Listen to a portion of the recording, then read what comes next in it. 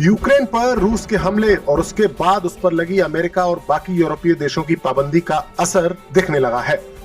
इन पाबंदियों ने रूस को मुश्किल में डाल दिया है और इस बड़ी मुश्किल से निपटने के लिए रूस को एक बार फिर से अपने पुराने दोस्त भारत की याद आई है। दरअसल रूस पर लगी पाबंदियों की जद में मेडिकल इक्विपमेंट्स और दवाएं भी आ गई हैं, जिसके चलते रूस में दवाइयां और इसके जरूरी इक्विपमेंट्स की कमी आ गई है। खबर है कि रूस में दवाइयों की कीमत 20% से भी ज्यादा बढ़ गई है और ये हालात आगे भी जारी रह सकते हैं। ऐसी मुश्किल से निपटने के लिए रूस ने एक बार फिर से भारत की तरफ रुख किया है। ब्लूमबर्ग की खबर के मुताबिक रूस की फार्मा कंपनियां जल्द ही भारत की फार्मा कंपनियों के साथ एक डील कर सकती हैं, जिसके तहत भारत से रूस को दवाइयों और मेडिकल इक्विपमेंट्स का निर्यात बढ़ाया जा सकता है। भारत ने साल 2021 में रूस को 219 करोड़ रुपए की कीमत की दवाइयां और जरूरी सामान निर्यात किए थे। दरअसल दवाएं पाबंदियों के दायरे में नहीं है, लेकिन युद्ध के चलते लॉजिस्टिक्स में आई बाधा की वजह से यूरोपीय देश इनकी सप्लाई रूस को नहीं कर पा रहे हैं।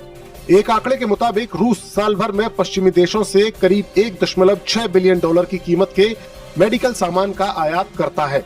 यूरोपीय देशों के साथ रूस के इस व्यापार में होने वाले पेमेंट का भी बड़ा मसला है, क्योंकि रूस अब यूरोपीय देशों के साथ सारा कारोबार रूबल में करना चाहता है।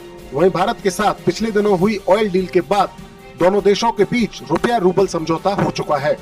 लिहाजा भारत को रूस से कच्चा तेल खरीदने में पेमेंट करने में कोई परेशानी नहीं है और इसी वजह से रूस को भी भारत से दवाइयां खरीदने में कोई परेशानी नहीं होगी। यानी साफ है, यूक्रेन के साथ युद्ध के चलते पुतिन अपने देश पर लगी पाबंदियों को बेअसर करने के लिए भारत का साथ चाहते हैं और भारत की मोदी सरकार भी पहले ही ये संकेत दे चुकी है कि रूस के साथ अपने पुराने संबंधों को लेकर वो किसी भी बाहरी दबाव में आने वाली नहीं है। भारत रूस के बीच हुए कच्चे तेल की डील को लेकर भी काफी बवाल मचा था, लेकिन भारत के विदेश मंत्री एस जयशंकर ने बेहद मजबूती के साथ इस डील के विरोधियों को जवाब दिया था। यही वजह है कि रूस को अब अपनी दवाइयों की कमी की समस्या से निजात पाने के लिए भारत का ही सहारा नजर आ रहा है और उसे उम्मीद है कि उसका पुराना दोस्त भारत उसे निराश नहीं करेगा।